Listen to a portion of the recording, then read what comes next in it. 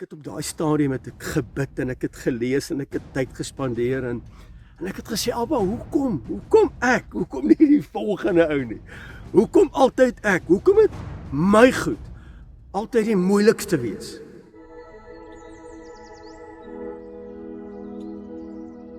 Mense, dis 'n pragtige woensdagoggend hier in Namakoland. Jy's ingeskakel by Koffietyd hier by die Rots saam met my Frik Weideman. So ja, shalom groete uit die hart van Namakoland. Nou verlede week hier by die Rots het ek en jy gepraat oor mislukking. Dis nie die einde nie. Jou optrede bepaal of dit die einde gaan wees en of dit die begin gaan wees van 'n nuwe seisoen. Nou mense, ek het na verlede week se Koffietyd boodskap het ek hordes navraag gekry. En ek het nou baie stories geluister van mense wat deur 'n moeilike tyd gaan. Weet jy, daar was gevalle gewees waar ek saam met hulle in my hande gehuil het, want ek weet waardeur hulle gaan. Ek het dit ervaar, want ek dra die T-shirt soos wat die mense sê, want ek het op 'n stadium in my lewe, nie een keer nie, maar 'n paar keer het ek alles verloor. En ek kom myself met hierdie mense vereenselwig, om te sê, wow, my hart gaan uit vir jou en ek bid saam met jou. Maar is die probleem, ek onthou in my laaste keer toe ek letterlik alles verloor het, en dit was deels my skuld en dit was deels die ekonomiese skuld, maar die grootste oorsaak is by my. Ek het die verkeerde besluite geneem. Nou kom die vraag, ek het op daai stadium het ek gebid en ek het gelees en ek het tyd gespandeer en ek het gesê, Abba, hoekom ek? Hoekom nie die volgende ou nie? Hoekom altyd ek? Hoekom het my goed altyd die moeilikste wees? As ek so na ander mense kyk, dan lyk dit so, alles is so gemaklik. Alles is so reg. Maar wanneer dit by my kom, Abba, ek bid, ek roep, ek lees, ek smeek, ek huil, en nog steeds ervaar ek hierdie mislukking. En op almal se lippe kom toe hierdie vraag. So Frik, hoe reageer ek nou? Jammer my ou, ek het alles verloor. Hoe reageer ek nou? Wat doen ek nou? En ek wil weer vanoggend vir jou sê by die Koffietyd Rots dat mislukking is nie die einde nie. Dis nie die einde van jou verhaal nie. Daar's 'n volgende hoofstuk wat volg. En ek besef net vanoggend hier by die Rots dat ons mislukking is dalk miskien ons vormingstydperk, want as ek vandag terugkyk in my totale mislukte seisoene in my lewe, dan het Abba my so geleer. Ek weet hoe werk 'n kontrak, ek weet hoe werk die regsproses, ek weet hoe werk litigasie, ek weet hoe werk sekwestrasie, ek weet hoe werk hierdie dinge. So ek kan mense help vandag wat vir my wil sê, ag, ek wil net die handdoek ingooi, ek is moeg, ek kan nie meer nie, my huwelik is onder druk, my lewe is onder druk, kan ek nie maar net 'n einde maak en alles nie. Dis die boodskappe wat ek ontvang het. Dis moeilik. En op 'n stadium, toe sê ek vir my vrou Amelia, ek sê liefie, ek wil nie weer opstaan nie, ek is moeg, want alles wat ek probeer, dan is ek is 'n gemotiveerde mens, ek is 'n positiewe, maar kyk, die dag is ek negatief raak. Ek sê, ek wil nie meer nie, ek is op, ek wil nie weer probeer nie. Miskien moet ek dit gaan doen, of dat gaan doen. Ek is moeg. En ek besef net vanoggend toe ek met hierdie gedagtes deel en ek ervaar soveel drama van mense af, en my hart gaan uit vir mense. En as jy vandag deur 'n moeilike tyd gaan, want jy het mislukking ervaar, of jy dalk miskien alles verloor, wil ek jou vandag bemoedig, dat ek en jy weer sal opstaan. Want die woord sê dit. Die grootste mense in die koninkryk is nie die mense wat geval het nie, want groot helde, almal het geval, almal het nonsens droog gemaak, almal het verkeerde besluite geneem. En wanneer ons geval het, mense, dan beteken dit nie dis die einde nie, maar die wat elke keer opgestaan het, het nader aan ons hemelse Vader beweeg. Selfs in my eie lewe, deur my drukgange, het ek elke keer nader en nader en nader gekom. En ek sien dit as 'n vormingsproses. Hy het my gevorm, hy het my gemuld, hy het gesê, volgende keer doen jy dit en nie dat nie, en dit moet jou fokus wees. En ek het besef dat ek het die pot misgesit. Ek het gedink dat ek weet alles, toe kom ek agter ek weet niks. Ek het gedink ek ken hom, toe besef ek ken hom nie, want ek het hom net vir antwoorde gesoek, maar ek het hom nie gesoek nie. En toe ek hom kry, toe kom die antwoorde van self, en toe die antwoorde van self kom toe, begin ek beter besluite en meer ingeligte besluite te neem. En ek wil jou vandag herinner, jou verlede bepaal nie jou toekoms nie. Nie. En ons sê dit altyd, want as ek finansiële state doen, toe ek in my praktyk was, dan doen ek 'n finansiële staat, want dan sê ons, die historiese syfers gaan bepaal wat die toekomstige syfers gaan wees, en dis 'n wêreldgesindheid. Maar by koffietyd vandag wil ek vir jou sê, nee, 1000 maal nee. Daar's 'n nuwe hoofstuk, daar's 'n nuwe seisoen. Ek het 5 goed gedoen in my lewe wat vir my gewerk het. 5 stappe wat ek net besluit het, maar ek kan nie weer dieselfde besluite neem. Ek bedoel 'n donkie stamp sy kop een keer, maar ou frikkie 'n paar keer. So nou moet ek ophou. Nou moet ek ophou. Nommer 1, erken dit. Erken, Abba, ek het droog gemaak. My vrou, ek het verkeerde besluite geneem. Ek kan nie nou julle blameer, en my vrou blameer, en my kinders blameer, en my ouers blameer. Ek kan dit nie doen nie. Weet jy waar begin herstel? Dit begin by erkenning en verantwoordelikheid. Albei ek het droog gemaak. Ek kan nie ander mense blameer vir my dit nie. Ek kan nie my slegste, my mislukte tye inkleer dat dit my pas dat ander mense die skuld moet dra daarvoor nie. Dan gaan ek môre dieselfde besluite neem wat uiteraard disfunksioneel is. Ek moet eerlik wees met myself om te sê die fout lê hier. Ja, maar ek was in survival mode. Ja, maar ek het dit.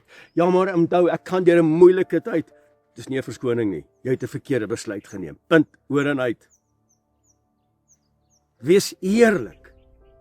Erken wat jy gedoen het of wat jy nie gedoen het nie. Nommer 2. Nou neem jy verantwoordelikheid nadat jy dit erken het om dit nie weer te doen nie. Nommer 2. Soek raad. Soek raad, voordat jy dit nou weer 'n keer doen. Bel iemand, en ek het dit verlede week met julle behandel. Gaan na mense toe wat reeds daai T-shirt dra. Jy kan my bel, jy kan my skakel, my sê, hoorie Frik, ek wil dit doen, wat dink jy? En ek gaan jou probeer help, en as ek jou nie kan help nie, dan kry ons antwoorde, en ons gaan soek al waar ons antwoorde kan kry.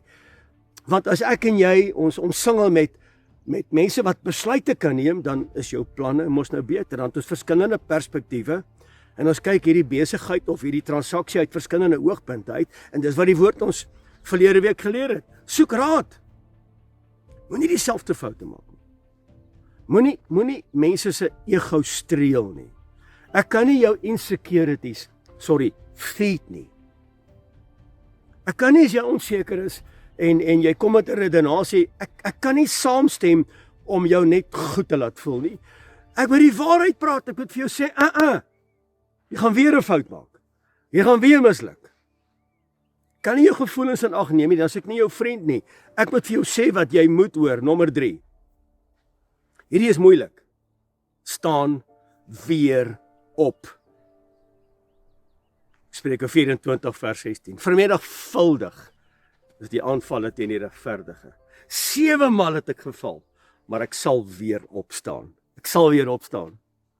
Man, is lekker om op te staan. Dit is lekker om te sien, wow, hier is weer momentum in my lewe. Dit maak dit die moeite werd. 7 maal. Nommer 4. Bly nederig. Bly nederig. Nommer 4 is nogal interessant, nee. Want 4 is die symboolwaarde van Dalet, die deur in die Hebreëse alfabet. Dalet, dit beteken ook dat Yeshua is ons Messias. Hy is die deur, hy is die weg, die waarheid, die lewe. Soek hom. Met ander woorde, bly nederig. Hy het na hierdie aarde toe gekom in die vorm van 'n mens. En hy het nederig gebly. Hy het gekom nie om gedien te wil word nie, maar om te dien. En ons, ons is groot. Nee, ons wil gedien word.